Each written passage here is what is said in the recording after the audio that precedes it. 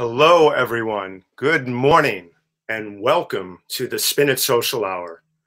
My name is Stefan Kaplan, and I am a social media and visual strategist, and I am thrilled to be here with you, and I hope that everyone is doing well. I know that this has been an incredibly long stretch for many people between the pandemic, the economic crisis, and many other things. I just wanted to let everybody know that my thoughts are with you. And I'm thinking of everyone every single day. So the Spin It Social Hour is a labor of love born out of care and concern for our photo community. When COVID-19 hit, I decided that I was going to give back in a way that I knew how, which is by using my social media efforts and my social media skills, and combined with all of my years as being a photo editor at the New York Times, supervising photo editor for the New York Times wire service, and then also working with many people from the likes of Sri Srinivasan, who's one of the premier digital and tech people out there, my dear friend and colleague with our DigiMentors group, Encore.org, AARP, and many others. I've also been a social media coach for many executives and professors around the country. So I wanted to take all of this and I wanted to wrap it into one show called the Spin It Social Hour to help our photographers out there and make sure that their name and their work gets out there so that when this crisis subsides, alleviates a bit, whatever you want, however you want to put it, that they are in your minds and in front of everybody so that therefore, hopefully they'll get back on track and get more work, whatever their situations are. I'm doing this to help and I'm glad to do it. I myself am a social media strategist and visual consultant, always on many projects and always open for projects. So thank you very much. Anyway, today's guest is Adam Stoltman, a former colleague of mine and a wonderful photo editor and photographer. So I wanted to give him the build-up he deserves, as normal, with a great slideshow. So enjoy this. Excuse me for 1 second. I'm so sorry. Okay. Adam Stoltman has worked as a photographer and a photo editor for many years. He has been published in the New York Times Magazine, the Sports Illustrated, and many other publications. His work has been amazing over the years that he has been in the field, combining so many different skills. Adam has photographed dozens of Olympics. He is amazing. He has photographed the NBA, Wimbledon, and many other sporting events. I am so happy to have Adam here today. Please welcome Adam Stoltman. Adam, how are you? Good. How are you, Stefan? Oh, good. Happy good. I was hoping that we didn't have an audio problem right off the bat. That's good. Thank heaven for small. It is a pleasure to have you here, and everything seems to be working properly. So, how are you doing? That's the first question. How are you dealing with everything? How are you doing? I personally, I'm doing well. You know, there are many aspects of this moment that are strangely positive. You know, it's also, it can be a time for reflection, a time for slowing down, a time for connecting with yourself. So I'm trying to stay in that mode as much as I can. Wow. And I do think there are larger evolutionary forces at work here, which may ultimately prove to be positive, as scary as the present is. So I'm trying to look at it with that perspective.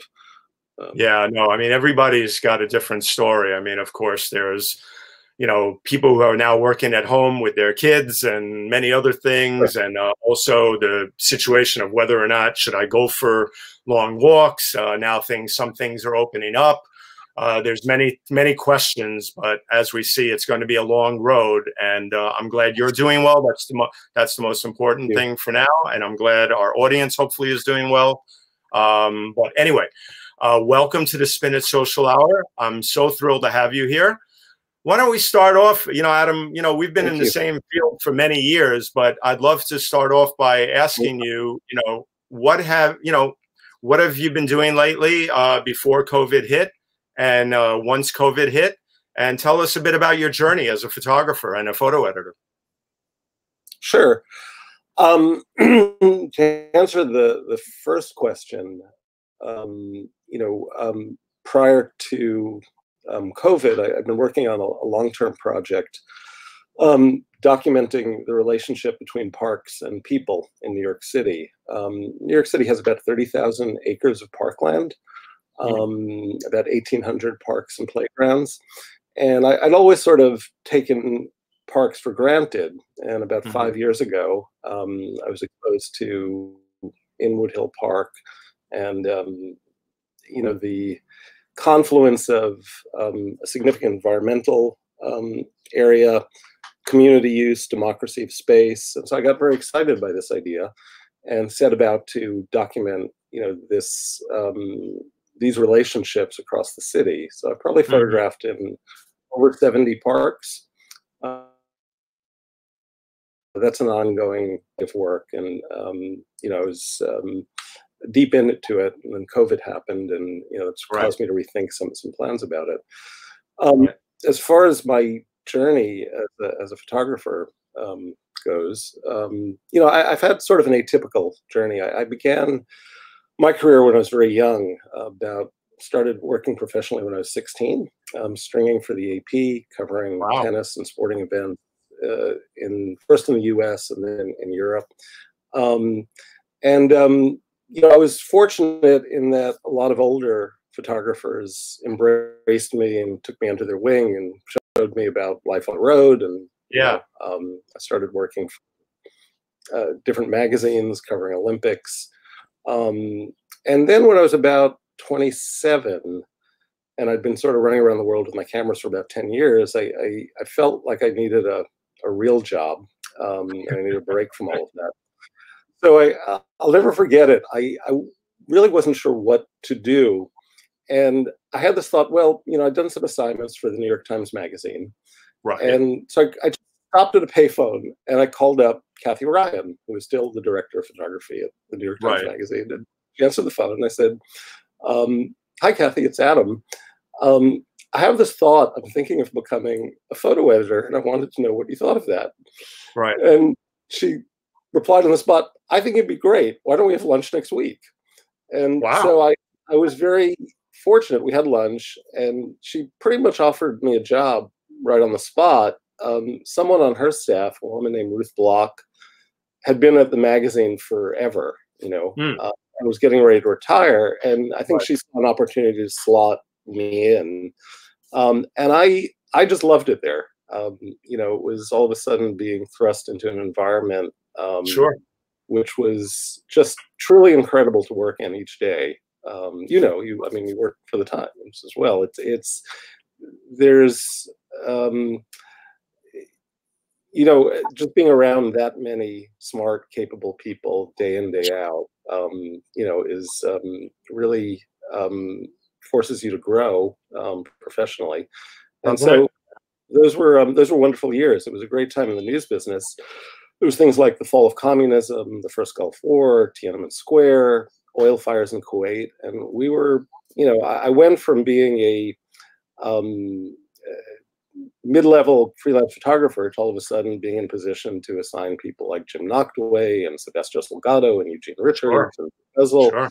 And so I grew a lot as a visual professional, through those years and experiences. And, so I've been fortunate to kind of move back and forth between those two worlds in the photography world.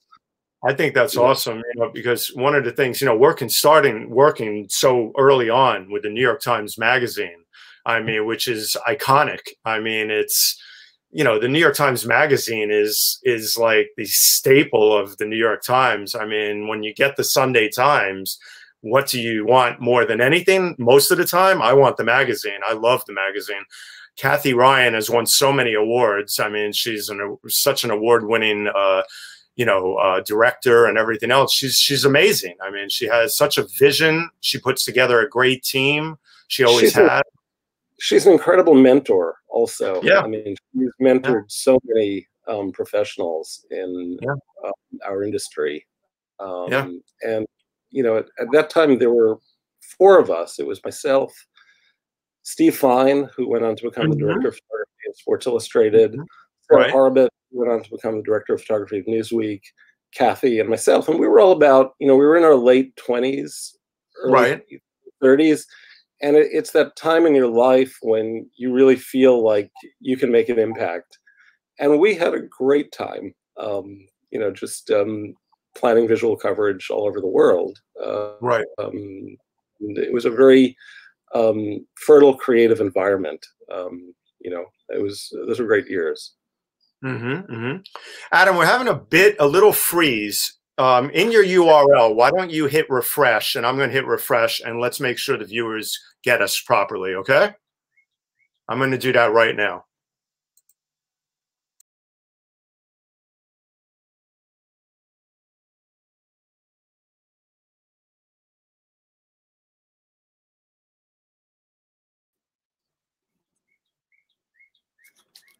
I think that's going to be much better now.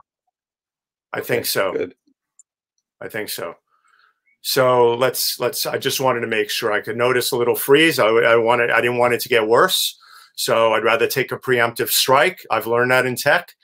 Some people may say that's not the way to go, but I think it is. Anyway, yeah, so, you know, you have such a storied history. You know, we have a bunch of people watching. Shitachi, hello. Shitachi is an incredible tech expert and media expert from Florida. Neil Parek's watching from Springfield, my colleague. We've had a bunch of other people, John Quincy, Sudha Parek, Bob Veritoni, Claudia Paul, Alexander Masak, Tim Sohn. Just want to acknowledge everybody. We've been in conversation, and Adam's been telling a lot about his journey. So I want to get back to that, but I wanted to acknowledge everybody. And, you know, so getting back to what we were talking about, I want to ask you, well, we talked about how you got started in photography. What was an experience that changed the way you viewed photography, Adam? Is there one experience that you had, photographing, editing, whatever, that really made you say, this is going to be the field I'm going to be in for a long time to come? Yeah, I'd have to think about that. I'm not sure I could pinpoint one experience. I mean, I think in retrospect, you know, photography gave me a vehicle to connect with the world. And, Right. You know, as a young person, being able to travel to other countries, go to Olympics, go to big sporting events, things like that. I mean, that was very vital for me. And I always was drawn to the shared space that gets created in a photograph. Right. You know, there's a very special connection or moment, you know, and you just feel it. So I always felt somewhat attuned to that. Yeah. I don't know that there's an experience, though, that changed my view about photography. I think, you know, the digital revolution or the digital era is, you know, has been a decidedly mixed bag for photographers and creative professionals. I think early on, you know, many of us were very, very excited about it. And, you know, I did some, you know, innovative internet publishing in the late 90s. But, you know, by and large, it hasn't been a kind environment for creatives. And I don't think the industry's really ever quite, you know, quite figured that out yet. And everybody's hurting a bit because of it. So I'd say that's not so much an experience, but it is something we're all living through that is certainly changing our relationship with our craft. Right. Yeah. I mean, so much has changed. I mean, I still thank God that, you know, I got started with Tri-X and everything else. And, you know, so many people have shaped the way I see things too, from Angel Franco, a legendary New York Times photographer, to Dith Pran. God bless him. Pran is no longer with us. Everybody would know Pran from the historic story about the killing fields and other things. But you know, they were both amazing mentors to me, and who taught me so much about different lenses to use and how to look at things differently. You know, and now with digital, so much has changed. As I always joke about, you know, that a lot of people, everybody has a smartphone, and everybody is a photographer, right? Well, 50-50. Yeah. You can take pictures, but it takes a lot of experience and a lot of years of doing this stuff to do the type of work that you do, that I've done in the past and other people have done in the past. But the great thing is to help educate people about it and help them perfect their craft. Sure. And that I love doing photography workshops to this day, digitally for people locally in libraries. It's a great way to give back to the community, you know. So we all have, you know, ways of incorporating different and evolving. But you know, so one of the things also I wanted to ask, well, we asked you that, sorry. What drives you as a photographer, Adam? Is it perfecting the craft? Is it the search for that perfect picture in a moment and the technique? I mean, what's the thing that drives Adam Stoltman? That's a really tough question. And as you answer that, I'm actually going to I'm going to pull up some beautiful work of yours, and we're going to have a visual feast here, and we are going to enjoy this, and it's going to be. This is work. This is some of the park's work. Yeah. Well, what drives me as a photographer, I mean, in the work that I started in sports, I've always been very attracted to the idea of the hero's journey. You know, a singular soul kind of battling gigantic forces to transcend and do something great.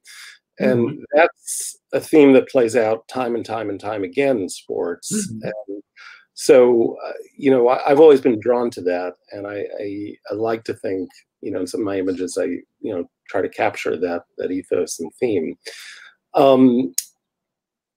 I enjoy working on long-term projects. So the park's work, for example, you know, is a 5-year plus project, because it really gives you a chance to digest the dimensionality of a subject. Some of that is about the work itself, but some of that is about your own internal relationship to it. Right. You know, so those are some of the things that, you know, motivate me as a photographer.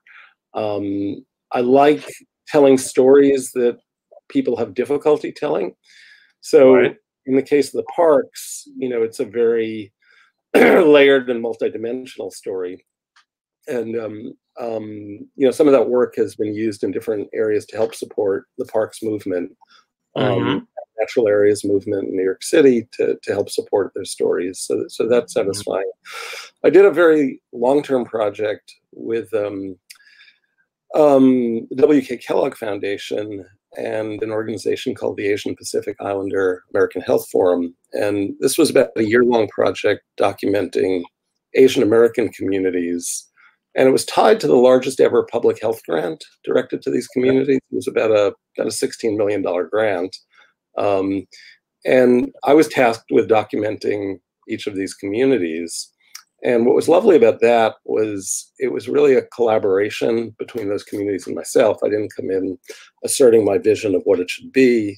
They would define storylines that were important to them, and I would interpret those. But it was very much a dialogue. So it wasn't really strict photojournalism in a traditional sense, but a lovely collaboration. So projects like that I especially enjoy. Well, you know, it's funny because I find myself documenting almost everything in life in a certain way. I mean, I never usually end up I always find something to work on a project. I love working on projects, and you seem to be very project oriented as well. Yeah, it's, you know, if a project is well defined and well conceived, you know, and you're behind its mission, you know, spirit level, you know, you know, and you're working with good people, you know, you can make really wonderful things happen. No, absolutely. I mean, you know, one of the things I know about you is that you love to, you have a beautiful view, And I know that you take almost, I think it's almost a photo a day, if not, you know, a few a week of the beautiful scenery from your window, right? Yeah, this has been a more than 10-year project. Wow. You know, I live in Chelsea, and from the north window of the apartment, there's this view of the Empire State Building and some of the buildings of the Garment District. And I began to notice just how the view is always the same, but you know, every day different weather conditions, different light conditions, different time of day. And I just became fascinated by this view. So pretty much every day I do photograph out the window, and it's a collection by now. Let me tell you, it's beautiful, man, and I love them. I found this one. I wanted to highlight this one through all the photos I curated for the slideshow for you. And you know, one of the things I remember, I lived on both sides of the Hudson for many years. I lived on the Horatio Street side and West Street, facing the Hudson, and then I lived in Jersey City for 10 years, facing the same window from across the river for 10 years. I have to say, looking at New York, 100% better than looking towards Jersey City. No disrespect to Jersey City. I bet. Did you ever see the book A World Through My Window by Ruth Orkin, by the way? I did not. You did not. I was exposed to that book when I was about 12 years old. My father bought it for me, and he knew Ruth, tangentially. And I was just utterly enchanted by this book. She lived on Central Park. West, and she produced this whole book just looking out the same window. I did catch a glimpse of that once. Yeah. And when I was about 14, my father actually arranged for us to go over there and visit her and meet her, and I was just totally enamored and enchanted, and it was one of those amazing experiences in life.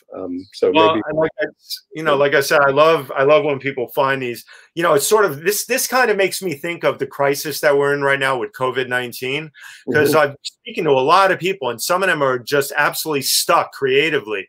But there's so many ways. For instance, if you have not everybody has a view like this, but if you do have something from a window, whatever it could be. I mean, there's many. I lived in at 265 Lafayette Street for many years. Right next to near the Puck building. And if I was living there now and I was stuck in that tiny apartment, there's actually it's one of those buildings that has a shaftway in the middle and a courtyard in the middle, and then there's 4 parts of the building surrounding it.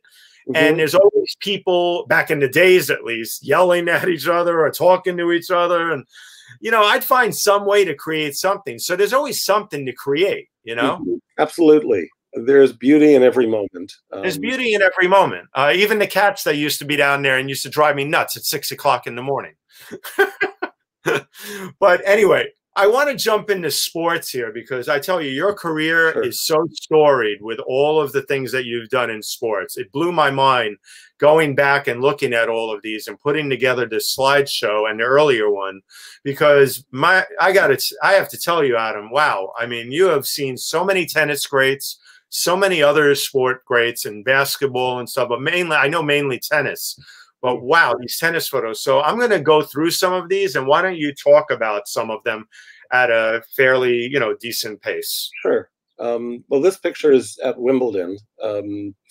Not too long ago. I think this is probably about 3 or 4 years ago. Wimbledon is known for its rain and bad weather. In recent years, they've put a roof up on center court, which has helped some. But this is, I think, on one of the outside courts. So that's one of the stewards. They have these stewards that are all military. Sure. So this is center court at Wimbledon. I tell you, I love panos. I'm a big fan of panos. I do a lot of panos. I teach about panos in my smartphone photography lectures. And I love this, because you always try to get something like this when you're at something as historic as Wimbledon, Yeah, you want some sense of the overall scene and pageantry. Yeah. Did this ever run as a double truck or anything in the newspaper or anywhere else? I don't believe so, but but others did. A double truck for many people, if you're not familiar with the journalism jargon, it basically covers 2 pages. So Right. this would be a beautiful panel that would fit across. Now, Adam, you know me by now.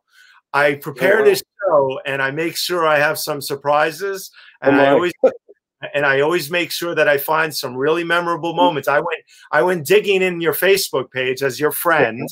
Wow. Oh, and wow. I found this. It took me about an hour. Oh my God.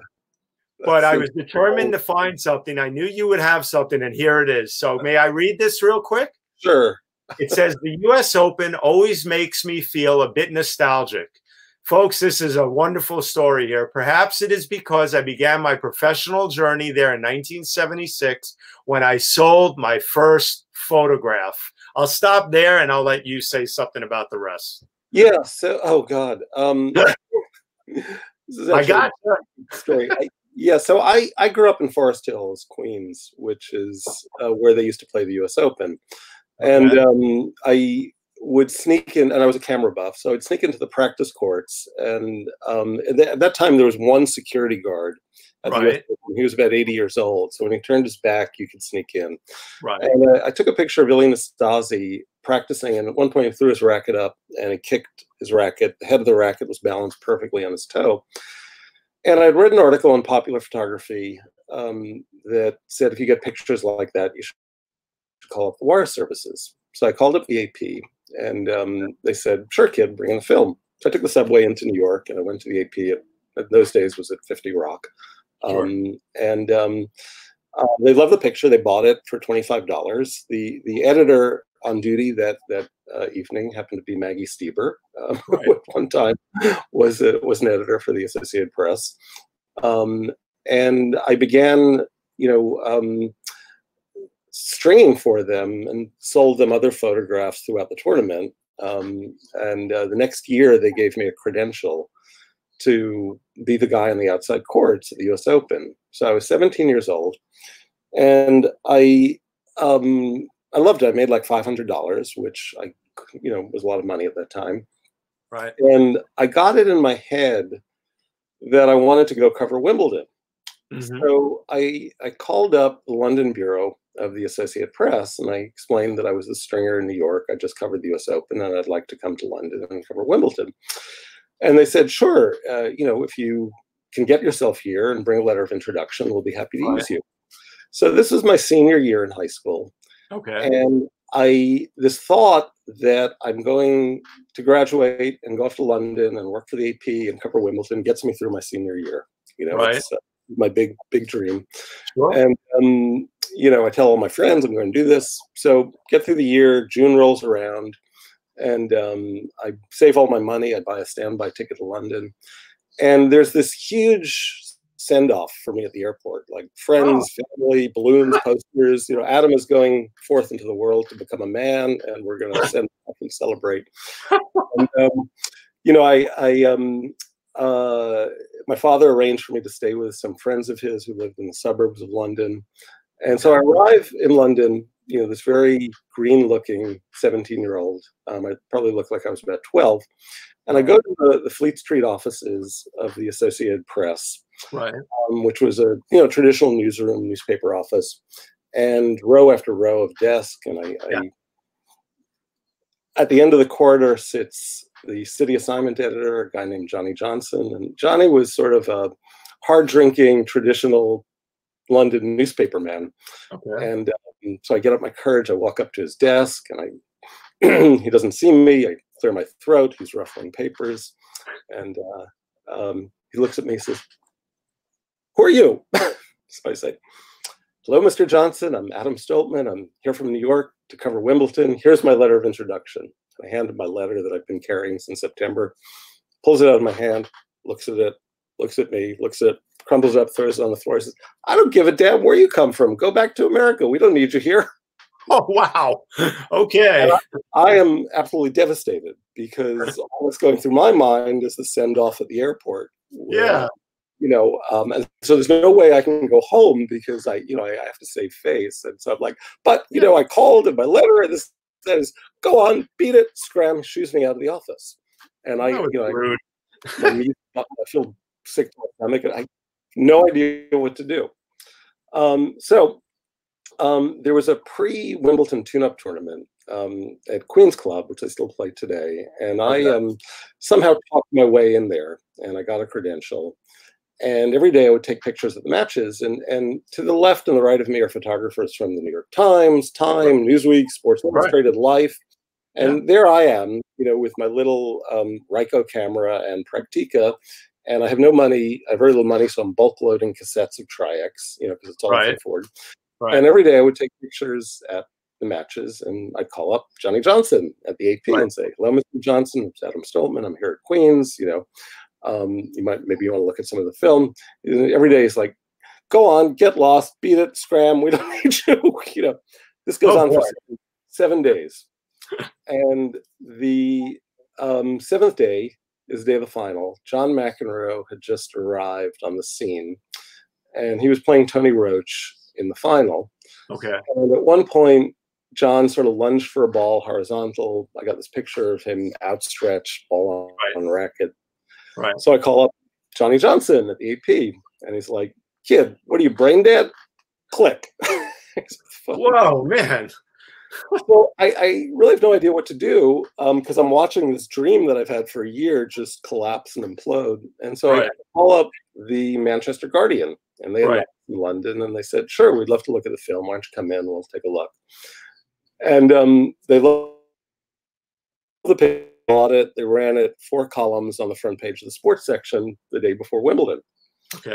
So the next morning, once again, I pick up the phone. I call up Johnny Johnson at the AP, saying, "Hello, Mr. Johnson. It's Adam Stoltman." Silence on the end of the phone. And after what feels like an eternity, he says, "We saw your picture in the Guardian this morning. Why don't you come by and we'll talk?" And I came into the office. They gave me a credential and an assignment, and I was so relieved. And then, and they started, and then they would bring me over each year to cover Wimbledon and the French Open. And then obviously this is Yannick Noah, and you caught him in a great moment. Yeah, and this is 1983 when Yannick Noah won the French Open. Big deal for all of France because he was a national hero. What a great trio of photos. So bravo. But what a great story, man. But look at these other beauties that you've done. I mean, I love these moments in tennis. When you nail them, man. And this is a nail moment because you have his eye perfectly aligned with the ball. Nike's happy because they didn't get blocked out. And I mean, just Rafa is just amazing. So he's such a competitor. Great fun. I love this. I love the raw emotion in this photo. You have so many, but I grabbed this one because it really spoke to me. Serena, of course. I mean, I love the moments when they're serving and they're waiting to just whack that ball, man. And the powerhouse that they are. I mean, people forget how strong some of these tennis players are. They don't think of them as like other athletes like football, but they're strong, man. Yes, they are. And they are well conditioned. Yeah, incredibly. Now, I know that there's been some difficult moments too that you've observed. Yeah. I know that this match between Serena and Naomi, was very difficult. That must have been quite the experience being there for that one. Yeah, it was very intense, and I don't think it was the best moment in professional sports. I mean, it was there was a lot of ugliness in that match, and I think people, what was nice was what happened at the end. I mean, I think there was a lot of sincerity. And I think Osaka was, really struggling with her emotions, it was also really a clash of cultural sensibilities in ways. I think from a corporate marketing perspective, the push was for Serena to win and break the record. And Osaka was, certainly the better player on the day. So no, Serena's such an amazing, phenomenal player, the queen of the courts. But Naomi is just so so amazing as well. Such a young talent, and she's going to be so awesome if she keeps developing. And I pray that she does, because she's a joy to watch. You know. Yeah. Yes. But you've also gone from tennis to the Westminster, as we know. Yeah, the Westminster Dog Show is one of the most enjoyable events, either as a spectator or to. Yeah, I tell you, I love that. I covered it once as a freelancer, and I also went there as a spectator a few times. Ended up backstage. What a scene, man! What a scene. Yes, and dog people are very serious. I love this. I had to. I'm glad I found this. This one in the middle, he's taking a break. Right. He was like, okay, you guys, you ladies and guys can work it. I'm taking a break here. You know, it's such a crazy scene between the vendors and the products that are there. And I remember one year I went as a freelancer. I walked out with 2 bags of freebies for my dogs. What kind of dog?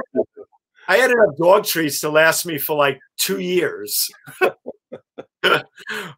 And this isn't from the Westminster, but I found this in your archives on Facebook, and I was like, you know what? This photo it's hysterical. Yes, can't go wrong with dogs. You can't go wrong, right? What do we always say in the newspaper about them in the business? When you had to go out for a day shot, kids or dogs, right? Right, that's it.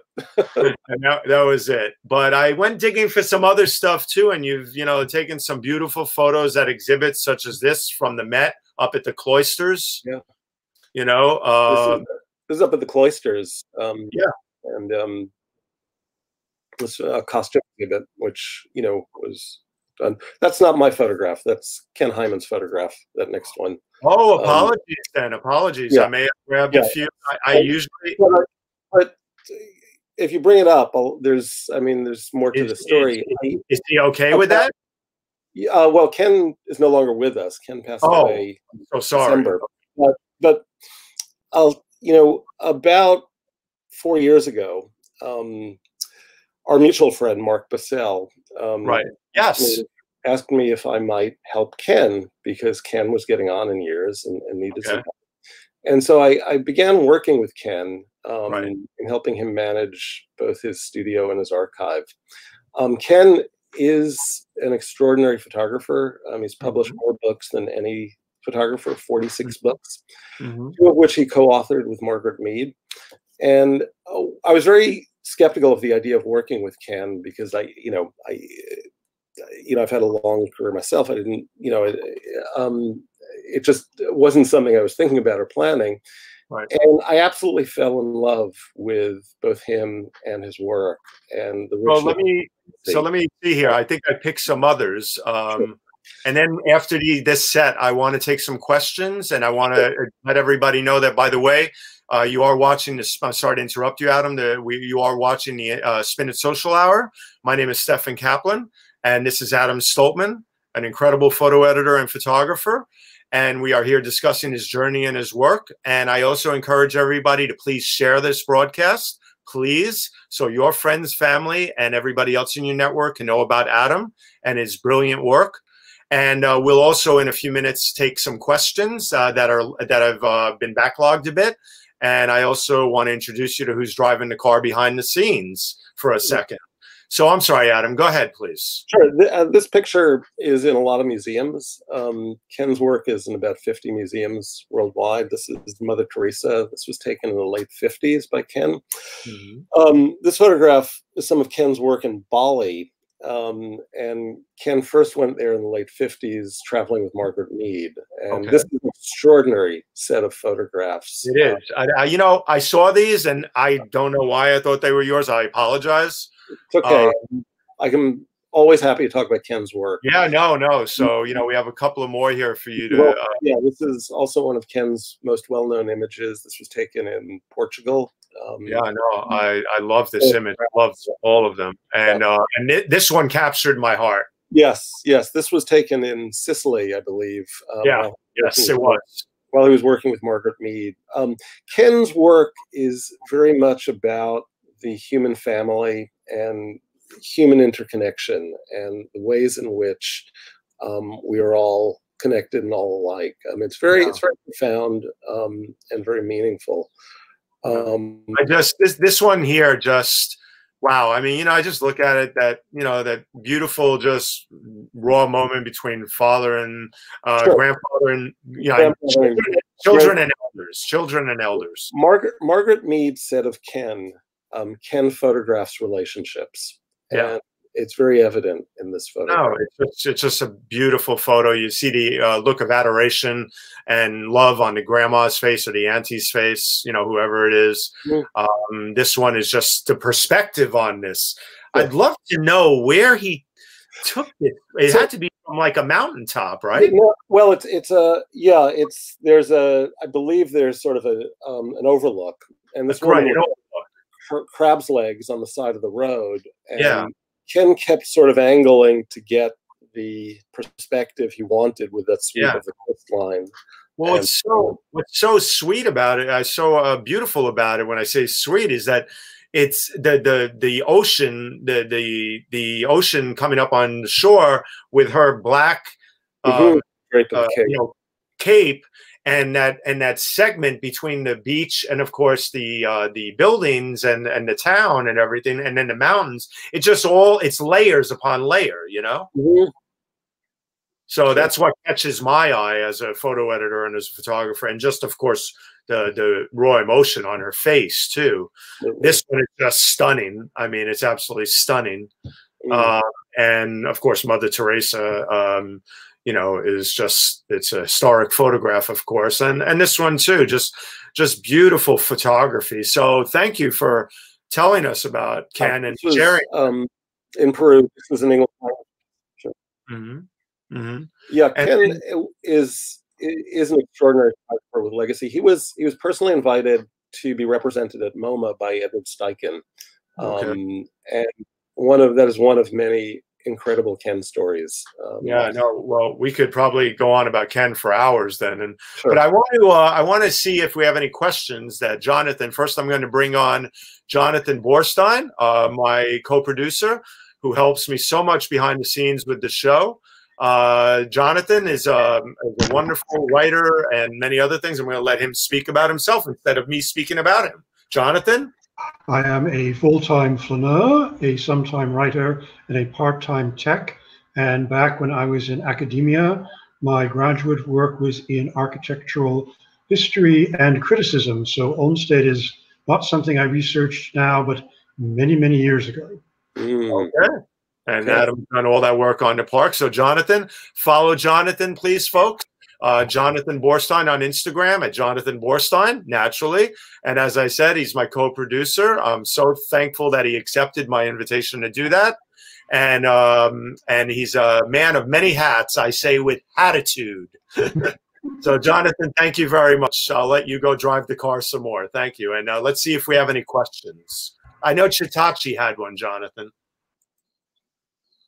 What was Chitachi's? Let's see if we can pull it up. We'll give Jonathan a second to find Chitachi's question.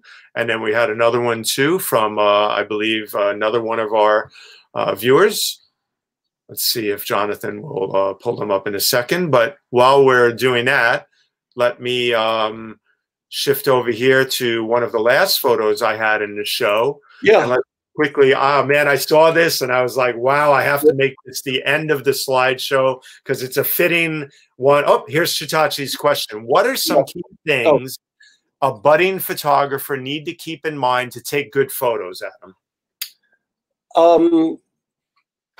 It's also a good question. I would say stay close to subjects that have meaning to you.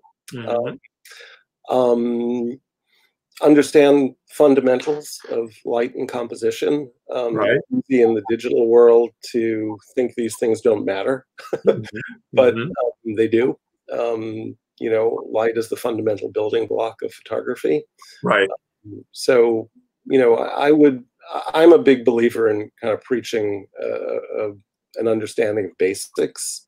Sure. And you can never know enough. Sure. No, absolutely. Well, Chitachi, and let's take Edward's question. I'm going to read it real fast because Edward poses some incredible questions. He's a credible photographer himself who will be a guest one day, and I can't wait to have him on. Edward Leskin says, amazing what we call the moment. To me, This is when we zone in and react to what is in front of us, or our use of the camera becomes second nature and an extension of our eye and body. I often look at some of my own shots and ask, how the heck did I get that? I know what the answer is, but I still ask this because I have to. Adam, how many times do you look back and are amazed at certain shots in this way? Yeah, work takes on new meaning over time, Right. And when you're in the moment, you feel a certain energy, but years later you may look back and realize just how special it actually was, to be there and capture it. There's a picture I took of Bjorn Borg winning his 5th Wimbledon, which was, kind of big deal. And people often remember that photograph. It's I'm embarrassed. I didn't pull that one. I'm sorry. It's okay. Okay. But I think that's part of the journey. You do reflect on those moments. Yeah. Well, you're getting a lot of beautiful comments. Claudia Paul was making a wonderful comment about your work, and she's a great photographer, and many others that I'm sure Jonathan will throw up on the screen as we go through this last photo, and then I just want to comment on this photograph. This is also Ken's photograph of Leonard Bernstein after conducting the Philharmonic. One of Ken's 46 books was on Leonard Bernstein. It was called The Private World of Leonard Bernstein. And he spent about 6 months with Bernstein and his family while he was conducting the Philharmonic, in rehearsal with Jerome Robbins, and also at home with his family. And this was one of the... Well, Regina Monfort put up his website. It's actually ken.com. And I certainly hope that nobody's going to get upset that I show these. But I think given that you know him, you knew him, you worked with him, this was an honest thing that I wanted. And we're, managing Ken's, work. Good. All my intentions were 100% beautiful and good. So I never step on anybody's copyright to show things, but it is an online thing, and you had them on your Facebook page, so I figured I would pull them. And anyway, beautiful shot. I hope everybody checks out his work. That's the benefit of this, and make sure that they learn more about him, because what an amazing photographer. Absolutely. So anyway, I wanted to go through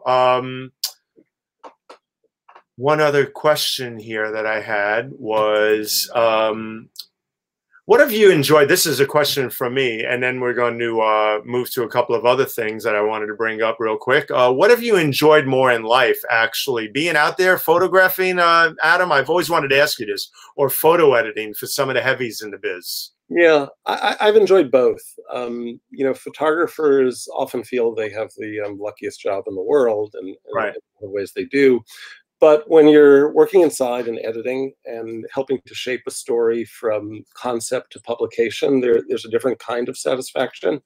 Right. You're always serving the story in a more holistic way. And you have to, as an editor, even if you have been a photographer yourself, you really have to focus on the needs of the photographer you are working with, and support them, make their job as seamless as possible. And that's wonderful. I mean, it's wonderful to be able to do that. When you finally see something in print that you've shepherded all the way, it's a great feeling. Yeah. No, definitely. I went back and forth, having been the photo editor in the wire service, the supervising photo editor for many years.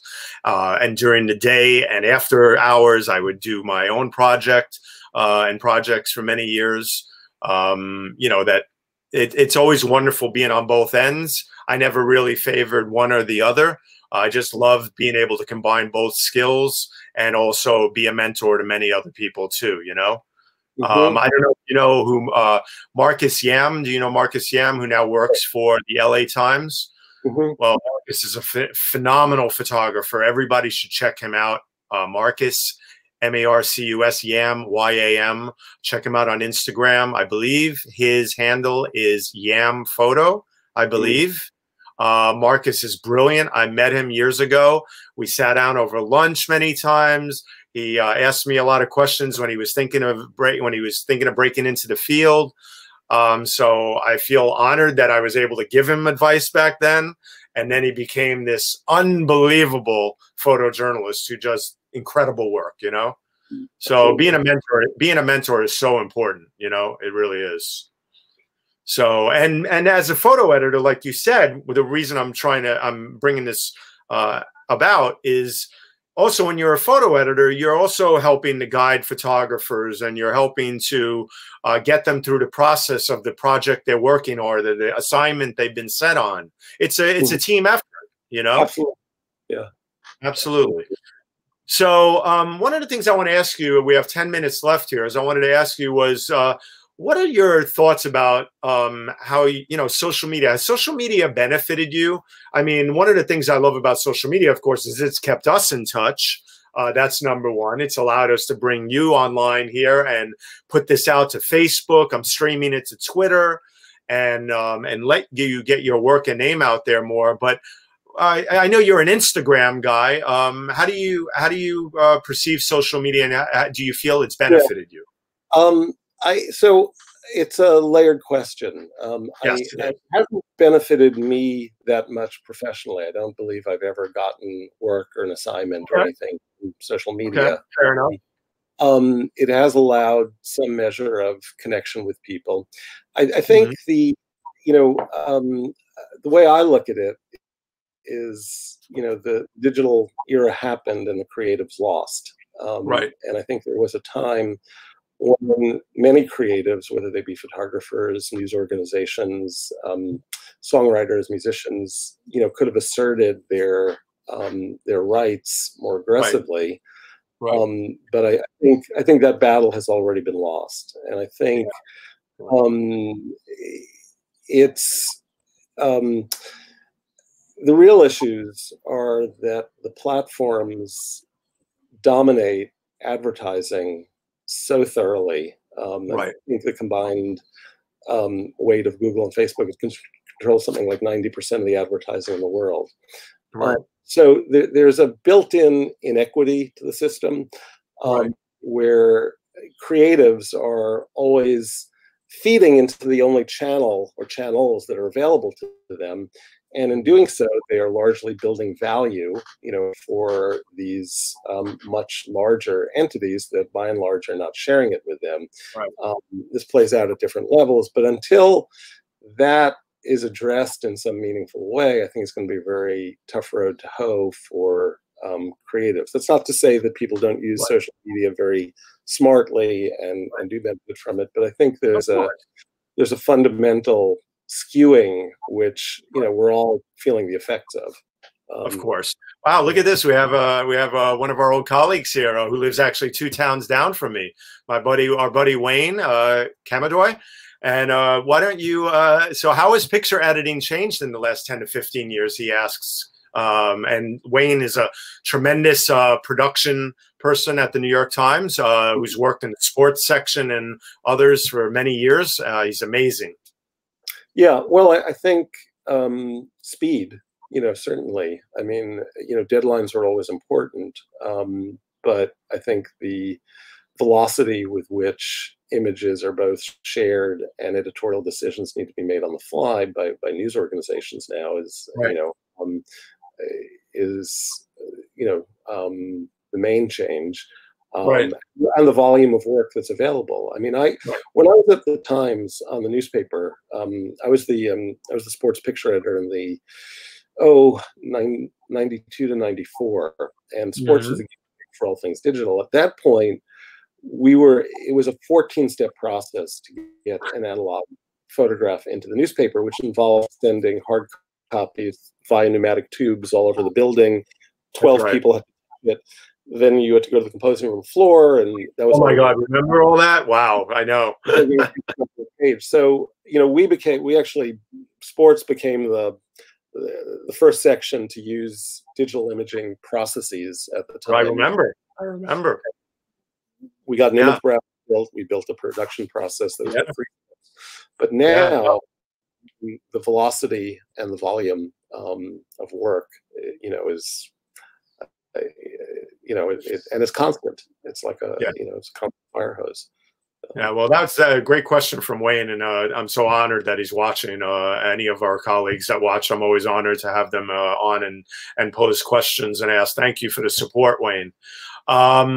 So one of the things I want to do as we draw to a close here, Adam, you've had some great stories. We really appreciate you being here. I'm so happy to finally bring you on. I've started talking to you about this a while ago, and we worked it out, and I'm glad that I moved it to Saturdays now. I think it's more agreeable for a lot of people.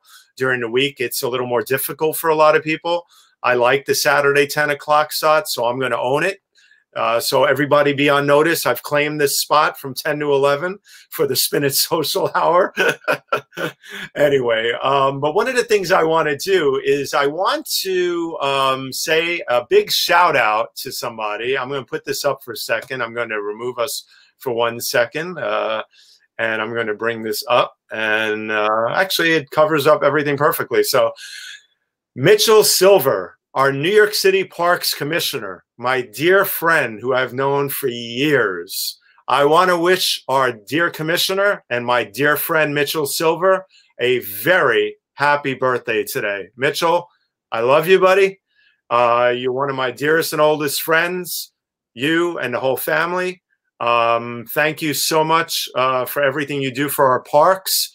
And I just want to quickly let people know that the photo on the left is when Mitchell, they had some trees planted for Juneteenth.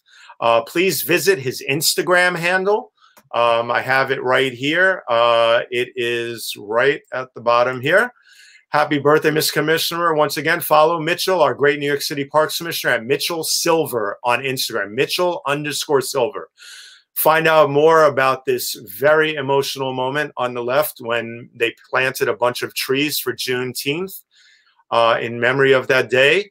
And I have to tell you, he's one of the nicest men and also a great human being who is an avid runner and just an all-around great New Yorker. And we're thrilled to wish him a happy birthday. So love you, Mitch. All right. So I'm going to get to what's next here. I had to give him a shout out, and I hope, I know with your Parks and Peoples project, what perfect timing to talk about Parks and People and Mitchell Silver's birthday. So there you go. I just know how to bring it all together. And it was just coincidence. I totally looked at Facebook this morning. I was like, oh my God, it's Mitchie's birthday. Only I can call him Mitchie, by the way.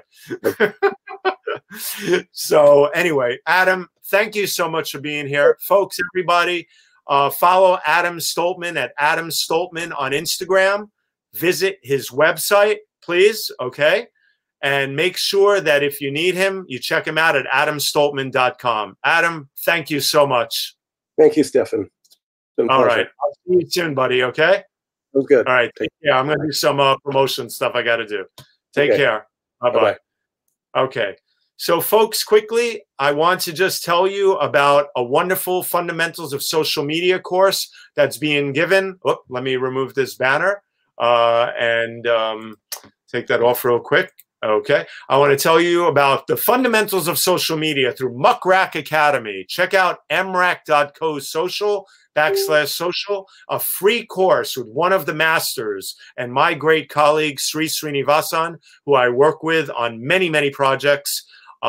Check that out. Get certified for social media. You'll get a diploma. One of the masters and my great colleague, Sri Srinivasan, who I work with on many, many projects. Check that out. Get certified for social media. You'll get it. Okay. Sorry about that, folks. But anyway, get certified through Sri and social media to Muckrack. That was bizarre. Apologies for that interruption there. The other thing I want to do is tell you about the NYT Read Along real fast. Tomorrow, please join Sri's NYT Read Along at 8:30 on Facebook, Twitter, LinkedIn with Hawan Dhingra, an author and professor, author of Hyper Education, Why Good Schools, Good Grades, and Good Behavior Are Not Enough. Join him tomorrow, folks, for the continuing incredible NYT read along. And then finally, I want to tell you about my guest next week. That is a great sports photographer named Justin Burrell, a friend of mine out of Pittsburgh. On Instagram, follow him at Justin Burrell Photo. Justin's going to tell some great stories, and I love having him on the 4th of July to be able to talk sports, because unfortunately we don't have anything going on right now. But you're going to get to know Justin so that when things get going again, you're going to look to him for great photos, because he is an amazing photographer who works with Getty Images a lot, and he's just wonderful. So thank you, everybody, for being here for the Spin It Social Hour, and I really appreciate it. Chitachi, thank you for your support. You are amazing. You're one of my favorite people online to watch and get so much information from. And I just want to thank everybody again for supporting the Spin It Social Hour. I'm out of here. I will see you next Saturday at 10 with Justin Burrell. Tune in, and I wish everybody well. Be safe, be well, and wear those masks, people, please. Okay? Take care of each other. Thank you very much. Have a great weekend. Take care, everybody.